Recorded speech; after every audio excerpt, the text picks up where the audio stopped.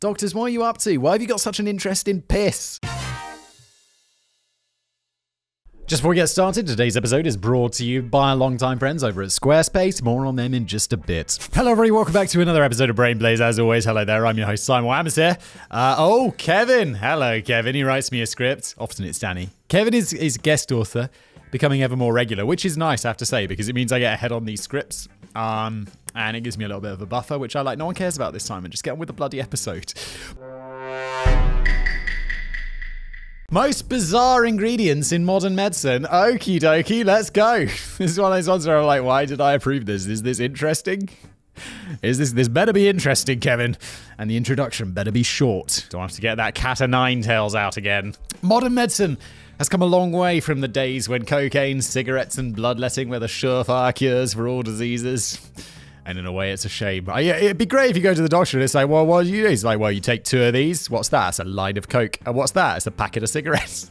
And how much of this should I take? A lot. As much as you want. It's good for you. Fuck yeah! Yes! It's like smoking. I don't smoke. But if it wasn't bad for you, I'd smoke all day. Because it's, I don't know, like, people are like, a cigarette smell disgusting. I'm like, cigarettes smell nice. I don't know who's telling you like cigarettes smell disgusting, but the smell of burning tobacco is a really pleasant, I mean, not like cheap, horrible cigarettes, but like high-end cigarettes. It smells good. Like, if it wasn't destroying your body, I'd be into that shit, to be honest. Like, back in the day when people weren't sure whether it was killing you or not, I'd be like, I'd have like 4 cigarettes going at the same time. Be like, rigorous scientific testing has led to far more effective forms of treatments, and our lives have been much better. Oh, God, it sounds like I smoked today. Ow. I've got some sort of like chesty cough going on, and it's really unpleasant. Also, my kid's getting sick. She started school this week, like kindergarten, and she had her first day, got sick first day. And last night I'm up all night and she's like, and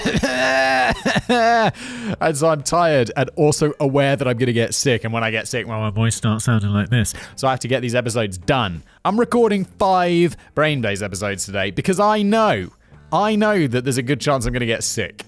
So let's go. Whoops. I'd say people are a lot more careful about what they put in their bodies these days, but there's still Gwyneth Paltrow's Goop, so it's clearly not the case. Goop is insane, in my opinion. Like, what the f***? So is that a candle that smells like your vajayjay? What are you up to, GP? Come on. Even with the advances in science, there are some extremely unusual substances that are still used for medicinal purposes. We're talking about real, proven treatments as well, not bullshit homeopathy or alternative medicine. That's not to say that there aren't natural remedies that work, and considering that penicillin is still grown from mold, it may not be too surprising that we can find genuine medical value in some unlikely places. Yeah, for sure. Like, whenever I say, like, homeopathy is the biggest crock of shit that exists in the world. Don't do that. It's like, well, how's this work? Well, we get a little bit of eye of newt and we drop it in a big bucket of water, and then we water it down until there's nothing left. But the water has the molecule memories of this eye of newt or whatever. And I'm like, no, it doesn't. It's just water. What are you talking about? It's not in there. Water doesn't have memories. What are you talking about? Wait, stop smoking crack. You're afraid to get wet. But whenever people are then like, oh yeah, but there's loads of stuff that works from nature. And I'm like, yeah, obviously. And when we call that medicine, don't we? Because we do like double-blind studies and we make sure it works. Because that's the difference between science and quackery, isn't it? Get your together. Don't go to the... If you're saying, oh, I'm going to try the homeopathic treatment, don't. It's a waste of time. Unless you really believe in the placebo effect, in which case go for it. Because that's the only thing that's working. Human poo. Don't they do this to like reset people's gut bacteria and stuff? Something like that. There's a decent chance you've at least heard of this treatment, even if you've never thought much about it. In fact, it's probably best not to think about it too much. The treatment is called fecal microbiota transplant, or FMT, and it originally was precisely as gross as the name makes it sound. The only reason it's not a more mainstream procedure is because of how disgusting it sounds to people. FMT is mostly used to treat Clostridium difficile, an infection that results in diarrhea and other gastrointestinal discomfort. The disease can even result in death. And in 2011, it resulted in 29,000 deaths in the United States, a 15% mortality rate. Good Lord. I'm always like, there's something wrong with your gut bacteria. I'm like, okay, so do I eat some yogurts or something? It's like, no, you're going to die. But because, what? I just can't have like an Activia yogurt. Come on.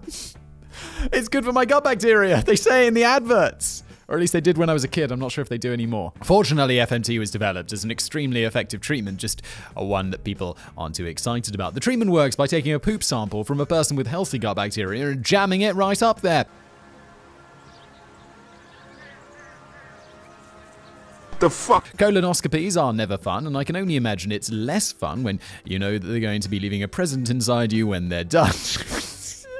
This is one of those things, like, I'm 35 now, and I know that in 10 years, is it 10 years? When do you start having to get those medical, I have a medical checkup every year, and the most invasive it gets is the doctor will poke around with my balls to make sure that I don't have cancer. And I know at some point they're going to be like, guess what? It's time for the finger in the arse. I'm like, oh, come on, couldn't you leave me with the balls was enough, man. Why? And then a few years pass and they're like, well, now we're going to have to put you under and stick a tube up your bottom to check for polyps. And I'm like, why? Why is there so much butt stuff?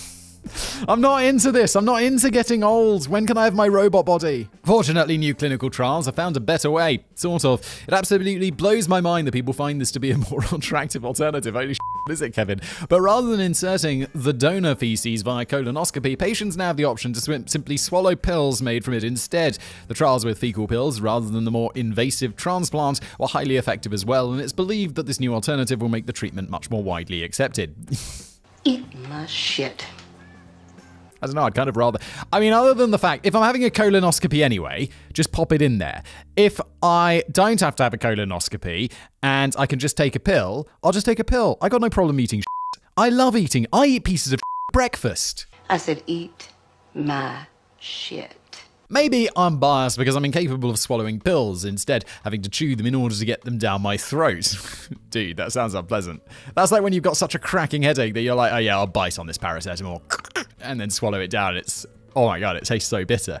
Why? But these pills don't really sound like the lesser of two evils. I'd rather be part of the 15% dead than have to chew those pills, or even worse, have to ask for the medication in liquid form. No, this is facetious though, Kevin, obviously. Like, if someone was like, you're gonna die, or you can actually eat this human on a plate presented like some sort of weird chocolate mousse, I'll be like, well, if the alternative's death, I'm gonna eat the human shit, aren't I? And if someone was like, you have to smile while doing it, I'd smile while doing it because I don't want to die. Do I? Do you? Kevin? You okay? You alright? It's like when YouTube send you one of those messages, they're like, are you doing okay? And then it's like, why? And it's like, oh, you published a video about the Akihora suicide forest. And I'm like, well, it's a factual video about a suicide forest. And then they're like, it's the most insane email because it's like, dear user 14987, we've noticed you posted a video about suicide. Are you doing okay? You're not alone. And it's like, YouTube, you're making me feel alone by sending me this email that is just like the most generic stock email that I've got a bunch of times. And it's just like, off, you soulless bastard. And I love you. I love you, business daddy. Represent. If I'm ever in a position where I need to be prescribed these pills, I would have to begrudgingly tell my doctor I'd really prefer it if you just shoved it up my ass. God knows my American health insurance is going to anyway. Oh. That's a little gay. Hold on. Glad I don't have to think about health insurance. And the EU's great. I was on holiday last week, and I had to call an ambulance for the second time in my life, and also the second time in like 2 years, because I broke a bone. Like, I broke my collarbone mountain biking and I had to get an ambulance. And then I had to do it this year as well, because we were just on holiday, and my kid starts having a mental allergic reaction. Just like, it looks like she's got smallpox all over her body. It was scary. So I'm like staying in this. I don't directly call the ambulance because I'm like in Greece. I'm in Crete on holiday. And like just call down to the reception of the resort. I'm like, hi, I'm going to need an ambulance. Like sharpish. Because like kids just going like, it wasn't anaphylaxis. Like their throat wasn't seizing up. But it was just like their whole body just went crazy with these like spots and like big bumps and everything. It was mental. And I'm making it sound like this was exciting. It was scary, to be honest. And it was just getting worse. And I'm like, oh my God. How are we on this story? A few moments later. Oh yeah. So, and then it's like I go to the hospital and I just give them my health card, like my government health card for my kids. And that's it. And then you leave and they give you a doctor's report. They give you a prescription. And it's like, you don't have to pay anything. You don't even have to go to your insurance, like your travel insurance provider. because it's all covered because Greece is EU. Boom, I love it. Pregnant horse urine. Oh, I don't know this one. Premarin is the brand name of an estrogen medication used to primarily treat the symptoms of menopause, though it has side benefits of helping to protect against osteoporosis. The name Premarin is a truncation of the words pregnant mare's urine. Oh my lord. Why would, if that's in it, why would you name it that? That would be like naming the previous one like shit pills. Why would you do that? The generic and less descriptive name of the medication is conjugated estrogen. So why horse urine? Because it's cheap and plentiful. Horse estrogen is nearly identical to human estrogen, which makes it a good candidate for medical use, and horses pee a lot. It's simply faster and easier to extract the hormone from horse urine than it is to try and manufacture it by other means. If a suitable plant substitute could be found, there's a good chance that would be used, but plant estrogen has little to no effect on the human body, so feel free to eat as much soy as you like. Oh, is this where the soy boy thing comes from? That is so dumb. And of course it is, because it comes from dumb people on the internet.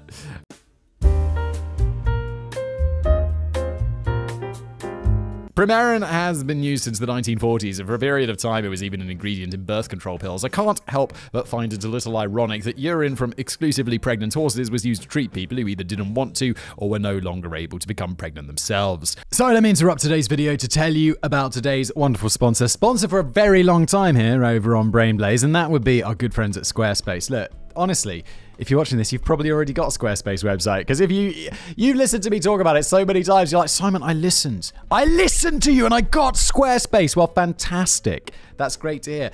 And for like the tiny percentage of you out there, and I'm sure it's barely anybody who don't have Squarespace yet. Look, if you're looking to build a website in 2022 or honestly, whenever. I mean, you're obviously not looking to build a website in 2019 because that would mean time travel. But if you're watching this in the future, Squarespace is still going to be the best. You can almost guarantee it. And look, what happens with Squarespace is you go over there and it's all designed to be like super easy. Like you start with a template. Let's just put the talking points out. I don't really need those. You can either start with a template and then you go in and you're like, I like the look of that one. Click on it. And then they're like, yo, you want to swap out some of these pictures? And you're like, yeah, okay. Probably those generic stock photos are probably not what I want on my personal website. Get rid of that. Yeah, it's like, do you want to adjust the text? Yeah, probably Lorem Ipsum's not going to be perfect for my website. Swap that out, and boom. It will literally take you an hour to get a basic website up and running. And then, I don't know, another hour or two to add like the extra pages that you want, like, I don't know, a contacts page. They've got a list of extra features here. Member areas. I've not done that on my website, but you can have member areas. You can unlock a new revenue stream. I love revenue streams. Why haven't I done this? I don't know. I don't know what I'd do in a member area. Any ideas? Let me know. I'll put a member area on my website and charge people. Business big brain.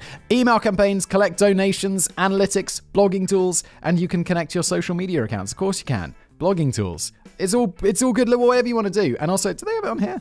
You can totally do shops on Squarespace as well, which is really great. And also, I mentioned, templates and stuff, so they get it just right. You pick one of the templates that's just right for you. But if you really want to customize it and stuff, there is so many different options you can choose. You can move anything around where you want, and it doesn't require any programming or any nonsense like that. It's just drag and drop. Move it around, and it's ridiculously easy. Look, even I could do it, and I'm like a small brain. So, yeah, that's great. Look, Squarespace is just the best place to do it. There's a call to action for me somewhere. Where is it? A few moments later. Go to squarespace.com for a free trial, and when you're ready to launch, go to squarespace.com/blaze, and you'll get 10% off your first purchase of a website or a domain. Again, squarespace.com/blaze for 10% off your first purchase of a website or a domain. And now back to today's video. Formaldehyde. If you're an American, the first thing that probably comes to mind when you think of formaldehyde is embalming fluid, even if you're not American. Like formaldehyde, it's like that poisonous thing that Americans put in bodies to like preserve them so they can look at them during funerals. Okay, America. What are you up to? But even for those outside of the US where embalming isn't really common, formaldehyde is the chemical of 1,000 uses. You can find formaldehyde in particle board, fiberglass, and adhesives. It's used as a germicide and disinfectant.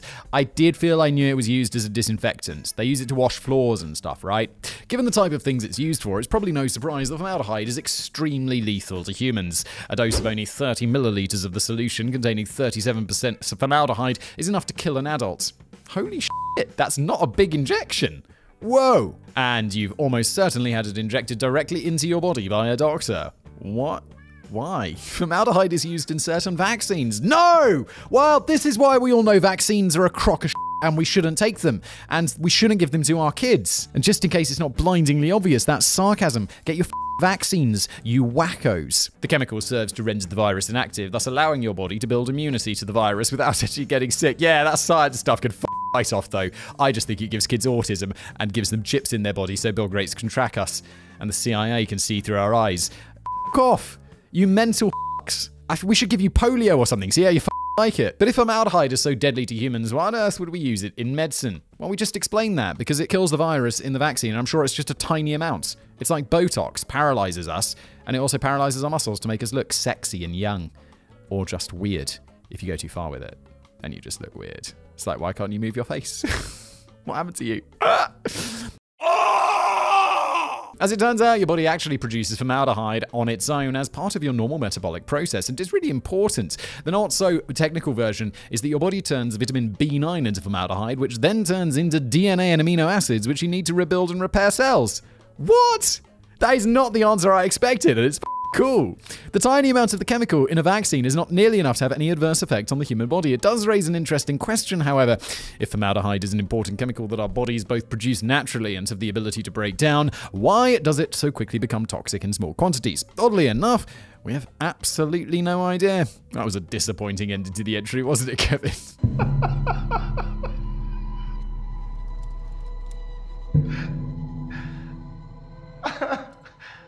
Gold. This is probably the least surprising entry on this list so far, if not the only reason that I'm sure I've heard Simon discuss the medicinal qualities of silver on one of his many channels. Gold has been used for thousands of years, and it's still being used today. Historically, gold was sought after for its antibacterial properties. Yeah, this is what silver is known for, right? But silver does the same thing, using a much cheaper and more abundant elements. Because gold was rarer and more expensive, that obviously meant it was more magical and could be used to extend life or even achieve immortality. It's not how science works, though, is it? What are you doing? Rubbing gold all over myself. Okay. Precious. Not really, of course, but at least there was some amount of rational logic behind ancient people believing this, tenuous as it may have been. In modern times, gold has a surprising number of uses in medicine. Because it has anti-inflammatory properties, its primary use is in the treatment of rheumatoid arthritis. I had no idea. This is so crazy. It's also, I mean, I don't know why I find it crazy, because like silver's antimicrobial and all that shit, which I'd be like, really, really, really? And then it's like, science says yes. And immediately after science has said yes, I'm like, okay, cool. Opinion changed. If someone tomorrow was like, it turns out that water does have memory, and we've proved it in many double-blind studies, and homeopathy is real, I'll be like, okay, well, I'm going to look at that really closely and make sure that's a legitimate study. And then if I discover that it is, I'll be like, okay, guess what? My opinion has changed on homeopathy. It's not that hard. It's not that hard. I just need evidence. Lots of evidence. Christ, why is it so difficult? I need some gold in my throat. It's also effective at relieving other forms of joint pain and stiffness. It can even reduce bone damage that could result in deformity.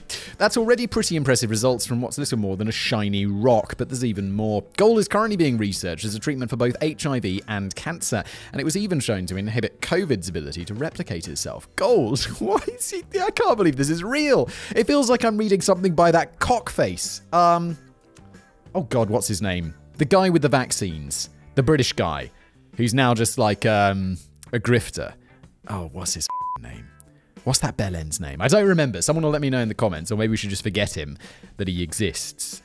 Or, yeah, that'd be for the best, wouldn't it? That Bell, allegedly. Bellend. Oh, well, I think most people would agree. No, it's my opinion that he's a bellend. I can have an opinion. It's not fact. It's not a statement of fact. I just believe he's a massive... He might think I'm a bellend. He probably does. But because of all the children he's allegedly been responsible for the deaths of...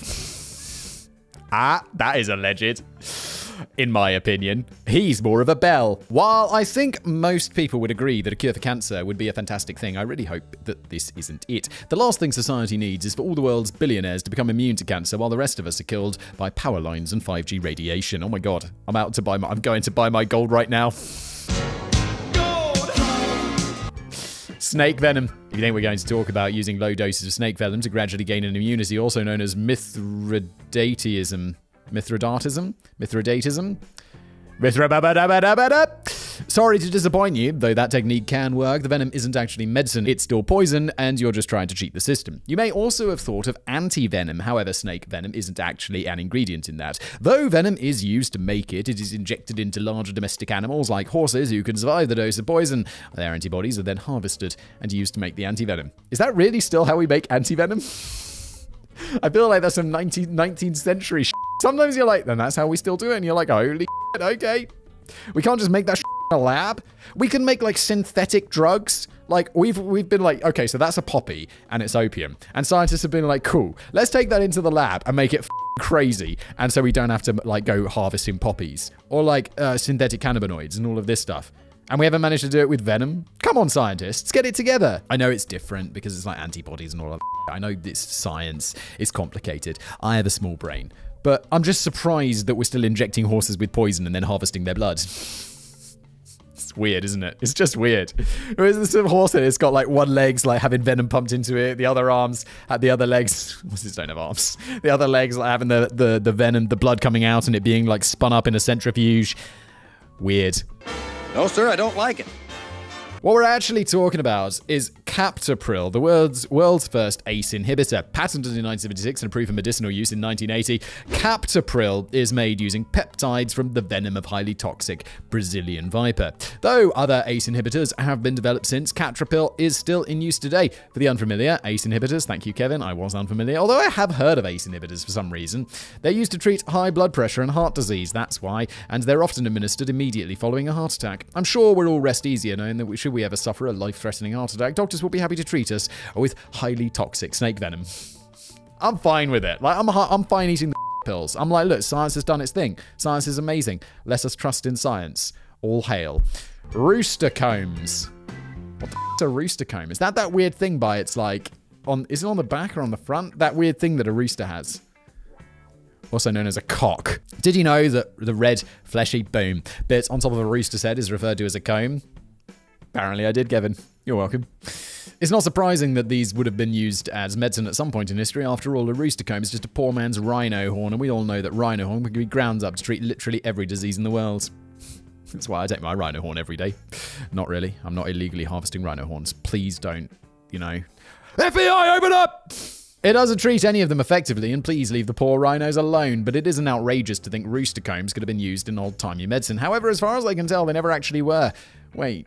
What the fuck are you going to be doing? Like, what possible use?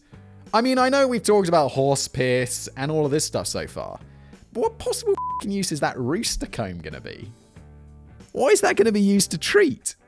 I can't possibly even begin to guess. Research didn't begin until the 1940s. Also, who the fuck was like, I wonder if we can do anything with that rooster comb. Should we chop that fleshy bit off and see if it does anything?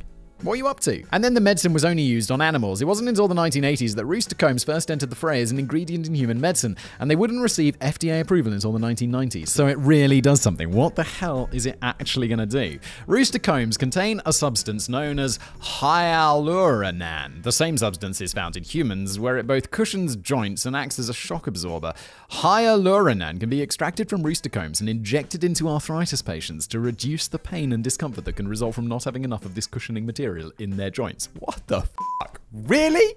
Isn't that gonna be like rejected by your body so hard? It'd be like, I'm pretty sure if I got like a rooster, jabbed a needle into it and like took out some blood and then injected that into myself, I'm gonna have a wild ass time with that. That's not gonna be good. It's not gonna be good for me to have that rooster blood in my system. Though Rooster Blood does sound like a cool movie, doesn't it? Despite the fact that a single shot of hyaluronan is effective for up to 6 months, it's generally only used after all other medications are proven ineffective. In the case of a diabetic patient, it may raise in priorities. It poses no risk to the patient's blood sugar levels the same way other medications do. This isn't a permanent solution, but it can delay the need for a joint replacement by 2 to 3 years, which is pretty great if you're on like a waiting list for a new joint. Since hyaluronan is used for osteoarthritis, which only affects people as they become older, that 2 to 3 years may be long enough for the patient to avoid the costly joint replacement surgery by simply dying of natural causes instead.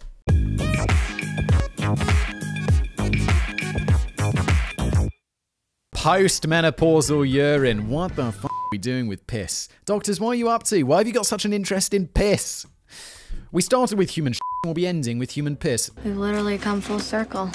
Follicle-stimulating hormone, FSH, is one of the hormones essential to the function of women's ovaries and men's testes. Everybody produces FHS, but because God has a weird sense of humor, the highest levels of it are found in the urine of postmenopausal women. The hormone is extracted from the urine and is used to make treatment for infertility. Both men and women can benefit from these medications, though they are far more commonly used for women. To best achieve pregnancy, a woman's FSH levels need to be within a specific range. If they're too low, medications can raise them to the necessary levels. These same treatments can also help men whose testes have difficulty creating sperm, but the cases where this may prove beneficial are far more limited. The use of FSH extracted from postmenopausal urine has been going strong for over 50 years.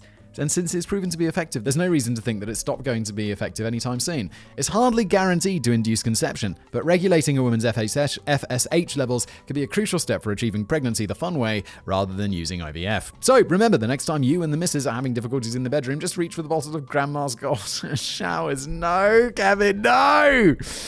Proven effective for over 50 years. That's disgusting. Kevin, thank you for this. Thank you everybody for watching. That's the end of today's video. I'll see you next time.